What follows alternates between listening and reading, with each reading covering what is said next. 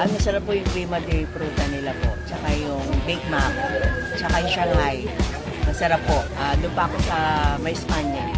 Sa may Dos Castillas. Pinakamurang merienda kaya dinadayo. Mura na, masarap pa. Prutas, yung lasagna, tapos ito. Bumibili. Doon lang ako sa may dulo ng Earn Show. Hindi naman palagi, pero talagang hinahanap-hanap namin yung lasa niya. Kasi masarap talaga. Ito ang pinakamurang merienda. Yes po. Dito kay Butching po na kayo kasi talagang masarap yung merienda dito. Sino? Minsan po palabok, minsan din po lasagna. Kada uwi ko po, inuutosan po ako ng parents ko bumili ng merienda or makakain po. Ay, yung palabok po kasi nagustuhan po yun ng parents ko, tapos favorite na rin po ata nila. Sa iba po kasi yung binibili namin yung merendahan, parang lagpas pa po ng 40 pesos. So ito lang po siguro yung pinagkakita ko namin. Dito ako ngayon sa Sampaloc. Pag may merienda ako kay Sir Budjing. Ang haba ng pila dito. Yan, dumaya tayo kay Budjing Meriendahan. Dito sa Sampaloc. Mura yung mga merienda nila dito. May 30, may 25, tapos 40. Tara, tikman natin. Kain tayo. So, ayun, no, parang may ayuda, may pila. Oh. Puntahan nga natin yan. Parang may ayuda rito. Oh. Ang haba ng pila. Ayun, ang haba ng pila dito kay Sir Budjing. Oh. Nung bumabagyo, ma'am, ano? Nagbukas po. Nagbukas kami. Nagdadasal lang kami na na may customer pa din bumili. May pumupunta, nakakapote, nakapayong. Yung isa nga, dala yung parang ganitong tent na payong. Tsaka yung asawa ko, laging pumupunta sa Quiapo yan. Ito, masarap, no? Pogi pa yung nagtitinda Oo, sa ayun, Palawan. Basta naka-all black talaga, pogi. Youngster na I'm a big boss, pera nakagong. Welcome po kayo dito sa meriendahan po namin, sa Budjing Merienda po. Yung mga paninda po natin dito ay meron po tayong iba't ibang klase ng mga merienda, katulad po ng palabok, spaghetti, carbonara, baked macaroni, lasagna, puto cake, maha mais, crema de fruta, and marami pa pong iba. Pinipilit po namin na wag po siyang itaas para po makatulong po tayo sa mga community at saka para po makatulong din po tayo dun sa mga estudyante po na binabudget lang po yung kanilang mga pera. May pinakamababa din po tayong merienda katulad po ng Shanghai. For only 15 pesos lang po yun, pwede na pong pang-ulam. Meron din tayong made to order, lalo na po padating na po ang Burmans po ulit. Pwede po kayong mag-message sa aming Facebook page, Budjing Merienda ang sarap. Day before po tayo, pag mag-order po tayo para po ma-prepare po natin ng maayos po yung inyong mga order po. Dito nyo lang po kami matatagpuan sa 241 Manrique Street, Sampaloc, Manila.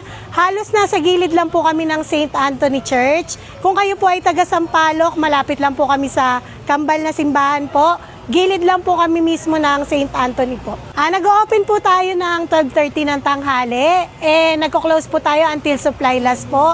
Mostly po mga 7 or 8, nagko-close na po tayo. And sa lahat po ng mga gusto pong matry ng mga mura and yet affordable quality po na merienda na gusto nyo pong matikman, dayo lang po kayo dito. Tara na sa Budjing Merienda, ang sarap! Syempre! Food trip tayo guys kay Budjing Meriendahan no? Tikman muna natin tong palabok. Sarap to, may pelye. Ito yung pelye oh.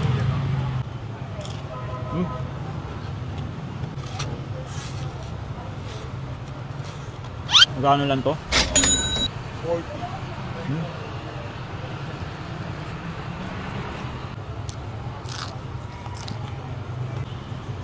Tapos meron silang Shanghai.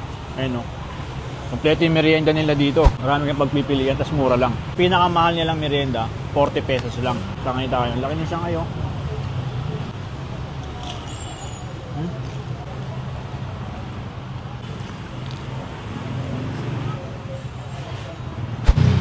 Pinakamalupit dito, lasagna, 40 pesos lang oh.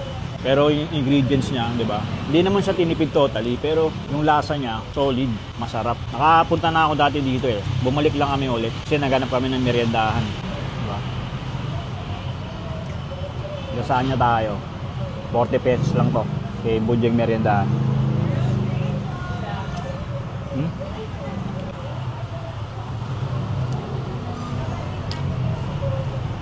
Meron din silang carbonara. Creamy carbonara.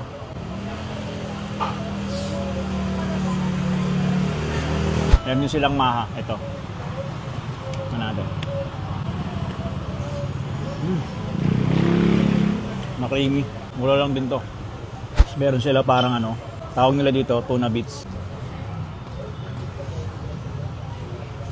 Meron siyang ano, tuna sa loob.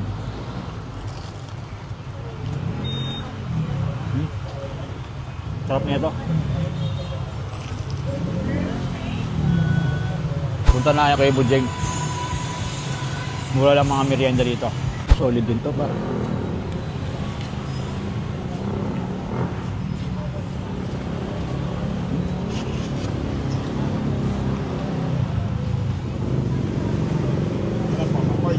Sarap na ito. Pag dumayo kayo rito, tikman nyo rin to. Ayan o.